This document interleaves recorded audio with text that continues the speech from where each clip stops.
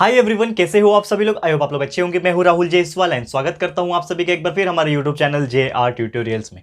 Friends, आज again आपके सामने एक मोस्ट इंपॉर्टेंट ज्योग्राफी का लेक्चर वीडियो लेकर आ चुका हूं दोस्तों, जिसमें आज के दिन हम लोग पढ़ने वाले हैं हमारे 10th स्टैंडर्ड के लिए ज्योग्राफी सब्जेक्ट का जो हमारा न्यू चैप्टर हमने शुरुआत किया है दोस्तों, जिसका नाम है chapter number 3 physiography and drainage.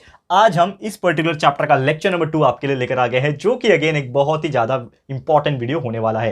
दोस्तों, एक छोटा सा चीज ये भी बोलना चाहूंगा कि आप देख सकते हो कि आपको मेरे आवाज में शायद थोड़ा सा यहाँ पे चेंजेस नजर आएगा और आवाज मेरी आपको थोड़ी सी स्लो आएगी, बिकॉज इसके पीछे रीजन ये है कि जस्ट 2 दिन से मैं बहुत ज्यादा प्रॉब्लम फेस कर रहा हूँ मेरे गले को लेकर, क्योंकि आप जानते हो मैं डेली जब CET का चल रहा था तो लगभग 7 to 8 वीडियोस लगातार आपके लिए अपलोड कर रहा था और मैं अपने गले का बिल्कुल केयर नहीं किया। तो एक्चुअली मुझे इन्फेक्शन हो गया था गले के अंदर, सोर थ्रोट हो गया था एंड पूरा रेड हो गया था अंदर से जाके। और जब भी मैं बोलने की कोशिश करता था जोर से, ठीक है ना, अभी तो थोड़ा सा रिकवर हो चुका है लेकिन ऑलमोस्ट अभी बहुत रिकवर करना बाकी है। तो जब भी मैं जोर से बोलता था मुझे बहुत पेन होता था वहां पे। इसके लिए शायद मैंने कल के दिन बहुत कम वीडियोस अपलोड किए, 2 या 3 ही वीडियो अपलोड किया जो प्रीवियस डे का हमारा शेड्यूल था। और आज भी आई गेस 1 या 2 ही वीडियो अपलोड कर पाऊंगा, क्योंकि अभी भी गला ठीक से अच्छे से ठीक नहीं हुआ है। दैट्स वाई मैं थोड़ा सा स्लो भी बोलूंगा इस वीडियो में, लेकिन पूरी उम्मीद करता हूं माइक के थ्रू आपको बहुत ही क्लियरली आवाज मिल जाएगा, कोई परेशानी नहीं होगा। ठीक है, तो थोड़ा सा कोऑपरेट करो। बाकी कंटिन्यूसली आपको वीडियोस मिलते रहेंगे, कोई परेशानी आपको नहीं होगी। बाकी के वीडियोस प्लेलिस्ट में है, पूरा का पूरा साइंस है, पूरा मैथ्स है, history, geography, civics, political science, जो भी आपके सब्जेक्ट है, इंग्लिश, ग्रामर है, हर चीज प्लेलिस्ट में हमने डाल के रखा हुआ है ताकि आपको कोई भी परेशानी नहीं होगा और आप आराम से पढ़ पाओगे। ठीक है, तो आज शुरुआत करेंगे। देखो, ये चैप्टर का ऑलरेडी हमने लेक्चर नंबर 1 हमने ले लिया, जिसमें हमने आपको एक्सप्लेन किया था कि इस चैप्टर में हम पढ़ने क्या वाले हैं। हम लोग पढ़ने वाले फिजियोग्राफी के बारे में और ड्रेनेज, वो भी सिर्फ 2 कंट्रीज के बारे में, इंडिया और एक ब्राजील। आप जानते हो पूरा का पूरा ज्योग्राफी हमारा इंडिया और ब्राजील के आसपास ही है। ठीक है, और हमने इंडिया का ऑलरेडी शुरुआत किया था, जिसमें हमने फिजियोग्राफिक जो रीजन है हमारे कंट्री का वो आपको बताया थे। और 5 फिजियोग्राफी रीजन होते हैं, जिसमें से 3 हमने ऑलरेडी कल पढ़ लिए थे, यानी पहले लेक्चर में पढ़ लिया था। पहला जो रीजन था वो था हिमालयास। तो हिमालय क्या होता है, कहां से कहां तक हिमालय है, पूरा हिमालय पर्वत जो है हमारा, वो पूरा आपको एक्सप्लेन किया था। उम्मीद करता हूं कि आपको समझ में आ गया होगा। सेकंड, हमने नॉर्थ इंडियन प्लेन पढ़ा, फिर पेनिनसुला पढ़ा, पेनिनसुलर रीजन, ये भी हमने आपको पढ़ा दिया। आज उसी का कंटिन्यू करेंगे और 2 जो बचा हुआ है उसको हम लोग यहाँ पे फिनिश करेंगे। तो पहला जो है वो है कोस्टल प्लेन। अब ये समझने वाली बात है ये कोस्टल प्लेन होता क्या है। ठीक है, पहले मैं हेडिंग डाल दूंगा, जो कि हमारा चौथा फिजियोग्राफिक रीजन है, फोर्थ हेडिंग हमारा, दैट इज कोस्टल प्लेन। ठीक है, इसको देखते हैं एग्जैक्टली है क्या कोस्टल प्लेन की। अगर मैं बात करूं कि देखो, जो इंडिया है ना, हमारे इंडिया में बहुत सारे ऐसे अलग अलग टाइप के रीजन्स है। यानी कि अगर आप पूरा का पूरा इंडिया अगर टॉप से सैटेलाइट के थ्रू देखो या फिर आप एक हेलीकॉप्टर से चले जाओ उसमें देखोगे, तो आपको हर जगह अलग अलग रीजन जो है दिखाई देगा। तो कोस्टल प्लेन भी जो है one of the region in India, एक फिजियोग्राफिक रीजन माना जाता है। और इसमें अगर बात किया जाए तो इंडिया में ना एक कोस्ट लाइन है, बहुत ही बड़ा कोस्ट लाइन है। आप जानते हो, अगर आप वेस्ट साइड रहोगे, समुद्र की तरफ, वेस्ट साइड रहोगे अरेबियन सी की तरफ, तो आपको दिखाई देगा एक बहुत बड़ा कोस्ट लाइन है जो कि पूरा का पूरा फैला हुआ है, लगभग वेस्ट से लेके पूरा साउथ वेस्ट तक। ठीक है, फैला हुआ है। फिर आप ईस्ट में जाओगे तो वहां पे भी जो बे ऑफ बंगाल है उसके वजह से भी एक कोस्ट लाइन फैला हुआ है, यानी कि एक बहुत ही बड़ा कोस्ट लाइन है। और माना जाता है कि लगभग 7500 किलोमीटर हमारा कोस्ट लाइन है। ये वर्ड इंपॉर्टेंट है क्योंकि ये आपको MCQs में पूछ सकता है।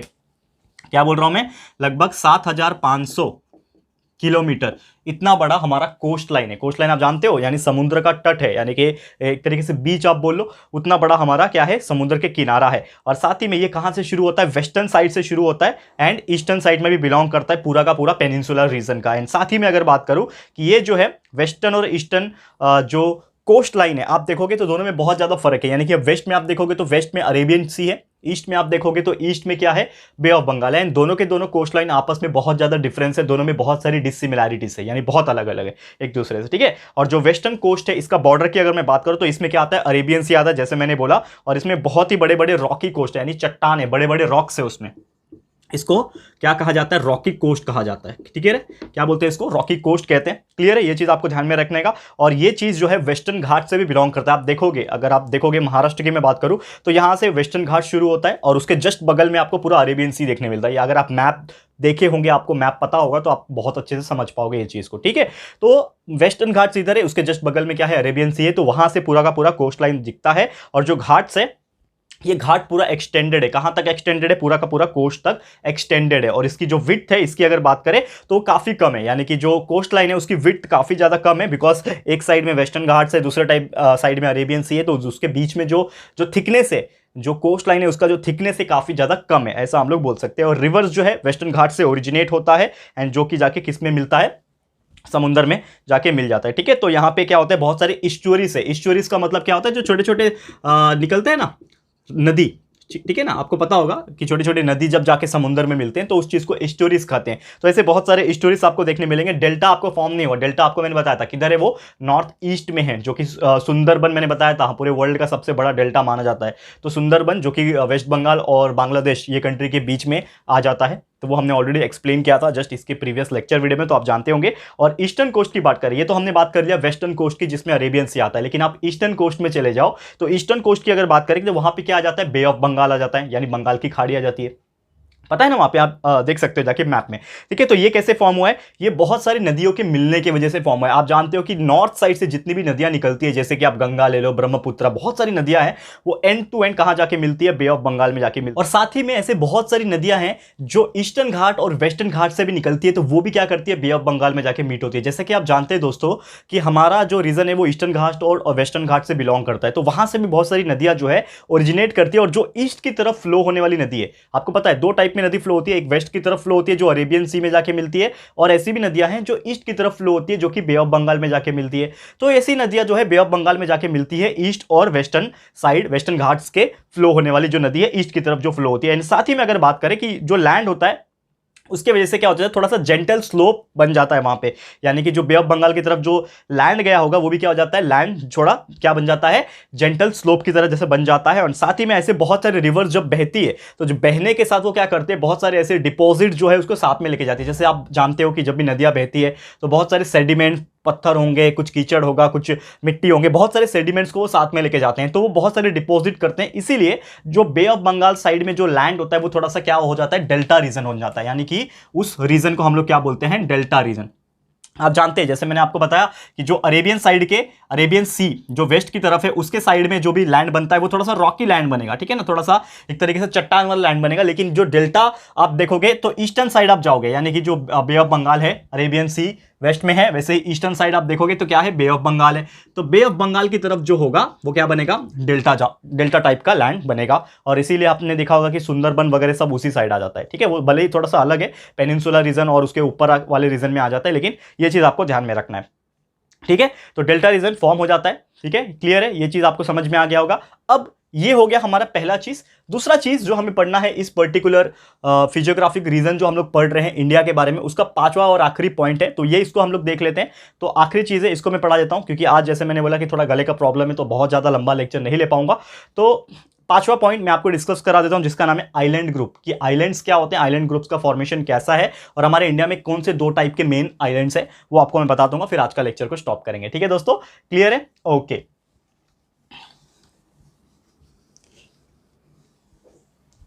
हेडिंग डाल देते हैं, पांचवा चीज, फिफ्थ टॉपिक है हमारे फिजियोग्राफिक रीजन का। जैसा आप जानते हैं मैंने आपको बताया कि फिजियोग्राफिक रीजन ये इंडिया का पढ़ रहे हैं, वैसे नेक्स्ट लेक्चर लेकर आऊंगा उसमें हम लोग ब्राजील का भी स्टार्ट करेंगे। ठीक है, उसमें भी 5 या 6 फिजियोग्राफिक रीजन है। ओके, तो हम लोग पढ़ रहे थे द आइलैंड ग्रुप।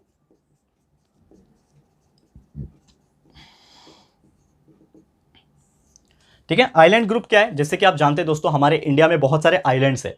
और आइलैंड क्या होता है वो अगर आपको जानना है तो आपको मैंने एक चैप्टर पढ़ाया था, अगर आपको याद होगा, याद आपने 9th में अगर मेरा लेक्चर लिया पढ़ा होगा, या फिर अभी भी मैंने बनाया हुआ है 9th स्टैंडर्ड के ज्योग्राफी में जाके देख लेना, ज्योग्राफी के प्लेलिस्ट में एक चैप्टर है जिसका नाम है एक्सोजेनेटिक प्रोसेस। मैंने आपको उसमें एक्सप्लेन किया था, क्या बताया था सुन लो, अभी भी बता देता हूं कि हमारा जो ओशन बेड जो होता है, यानी कि जो ओशन का जो जमीन होता है ना, वो एक प्लेन जमीन नहीं होता है अंदर, मतलब समुद्र के अंदर जो जमीन होता है वो प्लेन होता है क्या, नहीं, वो भी उबड़ खाबड़ होता है, यानी कि कहीं पे ऊंचा है, कहीं पे एकदम गहरा है। तो मैंने बताया था कि ऐसे बहुत सारे ऊंचे आने वाले जो जमीन होते हैं वही तो क्या होते हैं, आइलैंड होते हैं, यानी कि बीच में अचानक से समुद्र के बीचों बीच में से एक पहाड़ क्रिएट हो गया, अंदर की तरफ से एक पहाड़ आ गया, लेकिन जो उसका टॉप रहेगा वो इतना ऊंचा था कि वो समुद्र के लेवल से भी ऊंचा उड़ गया, तो वो क्या रहेगा, वो एक जमीन दिखेगा ना ऊपर से, तो मतलब वो क्या दिखेगा, समुद्र के बीचों बीच एक छोटा सा जमीन, तो वो उसी को हम लोग क्या बोलते हैं दोस्तों, आइलैंड बोलते हैं। तो ऐसे ही आइलैंड्स हमारे इंडिया में बहुत ज्यादा प्रेजेंट है। तो बहुत सारे इंडिया के अंदर देखा जाए कोस्ट लाइन में छोटे से छोटे, बड़े से बड़े बहुत सारे आइलैंड्स प्रेजेंट है। और ये जो आइलैंड्स है ये दो हिस्सों में हम क्या करते हैं, इसको डिवाइड करते हैं। तो दो हिस्से में कैसे आप डिवाइड करते हो, यहां पे आप थोड़ा सा नजर डाल देना। जैसे कि आप जानते हो कि एक तरफ हमारे वेस्ट की तरफ क्या है, हमारा अरेबियन सी है, यानी कि अरब सागर है। अगर हम इंडिया की बात करें तो एक तरफ अरेबियन सी है, जैसे कि ये समझ लो इंडिया का नीचे का पार्ट है, ठीक है ना, ये इंडिया का नीचे का पार्ट है ना, यहाँ पे आपका महाराष्ट्र बिलोंग करेगा, मुंबई है, और यहाँ पे पूरा अरेबियन है, वेस्ट की तरफ का पार्ट है ये, ठीक है, वेस्ट है ये। वेस्ट रीजन इसमें अरेबियन सी है, ठीक है। और यहां पे आप देखोगे ये क्या है, ईस्ट है, ये ईस्ट का इलाका है। और यहां पे आप जानते हो तो यहां पे क्या प्रेजेंट है, बे ऑफ बंगाल प्रेजेंट है, ये ईस्ट की तरफ, ठीक है। तो यहां पे समुंदर है अरेबियन सी, ईस्ट में समुंदर है बे ऑफ बंगाल, और सबसे नीचे जो इस तरफ आप आओगे तो यहां पे आप जानते हो क्या प्रेजेंट है, इंडियन ओशन प्रेजेंट है, जिसमें ये दोनों के पानी जो होंगे वो मिलेंगे। अरेबियन सी का पानी यहां मिलेगा, बे ऑफ बंगाल का पानी इंडियन ओशन में यहां पे मिलेगा, ठीक है। तो इस प्रकार से होता है। तो इसी प्रकार दो अलग अलग कैटेगरीज में आइलैंड को डिवाइड किया गया है।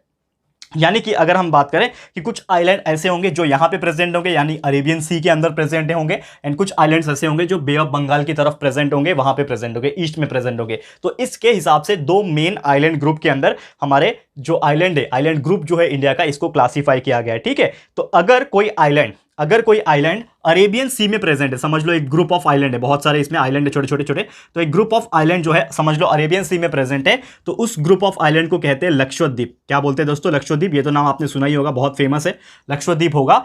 तो जो आइलैंड अरेबियन सी में प्रेजेंट होगा उसको लक्षद्वीप बोलेंगे, एंड जो आइलैंड बे ऑफ बंगाल में प्रेजेंट होगा, लेट सपोज यहां पे एक आइलैंड प्रेजेंट है, ग्रुप ऑफ आइलैंड प्रेजेंट है, तो इसको कहेंगे हम लोग अंडमान एंड निकोबार आइलैंड। ये तो नाम काफी फेमस है, आपने सुना भी होगा, अंडमान एंड निकोबार आइलैंड।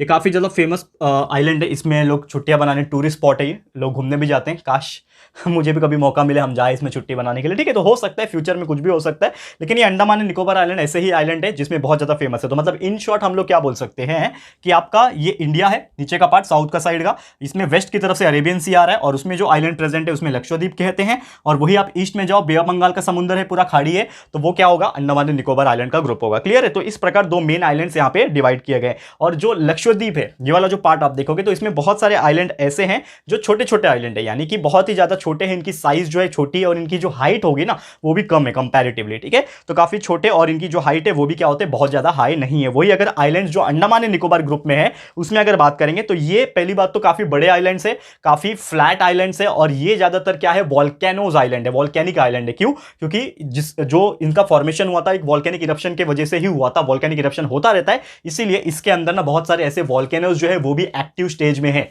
यानी कि ऐसा माना जाता है कि वॉल्केनिक इरप्शन हो सकता है इस आइलैंड के आसपास, ठीक है, ये चीज माना जाता है। क्लियर है। और ये जो पूरा का पूरा आइलैंड है काफी ज्यादा फेमस भी है, और काफी ज्यादा एक तरीके से क्लीन भी है, ये भी आपको जानना है, ठीक है। बहुत ही अच्छा इसमें ये है, बाकी आपको जानकारी गूगल के ऊपर मिल जाएगा, लेकिन आपके सिलेबस के हिसाब से इतने ही ये सब चीज दी हुई है। क्लियर है। तो बस यही था दोस्तों हमारा आज का टॉपिक, दो टॉपिक जो हमें आज पढ़ने थे आपके लिए, जो कि था हमारा कोस्टल प्लेन ग्रुप और दूसरा आइलैंड ग्रुप। तो टोटल कुल मिला के 5 चीज हम लोग ने पढ़ लिया पूरा का पूरा, जिसमें हम लोग ने हिमालय से लेके आपका पूरा आइलैंड ग्रुप तक 5 चीज जो है हमने डिस्कस कर लिया। ये था आपका फिजियोग्राफिक रीजन इंडिया के बारे में। सेम वैसे हम लोग को पढ़ना है दोस्तों कि ब्राजील के अंदर कौन कौन से फिजियोग्राफिक रीजन है, जैसे कि हाईलैंड है, उसमें भी आइलैंड ग्रुप है, बहुत सारी चीजें हैं जो हम लोग डिस्कस करेंगे हमारे अगले लेक्चर में। ज्यादा बड़ा नहीं ले पाऊंगा लेक्चर, जैसे मैंने बोला हेल्थ इश्यूज की वजह से थोड़ा गले का प्रॉब्लम है, ठीक है ना, एकदम सोर थ्रोट हो चुका है मेरा, तो रिकवर करने के लिए 1 से 2 दिन जाएगा, लेकिन आपको टेंशन नहीं लेना है, आपके लिए वीडियोस हम बनाते रहेंगे, लेकिन थोड़ा सा फ्रीक्वेंसी कम रहेगा, लेकिन आपको वीडियोस मिलता रहेगा, ठीक है ना। तो जो पहले हम लोग 7 से 8 वीडियो बनाते थे वो कुछ दिनों के लिए थोड़े कम बनाऊंगा,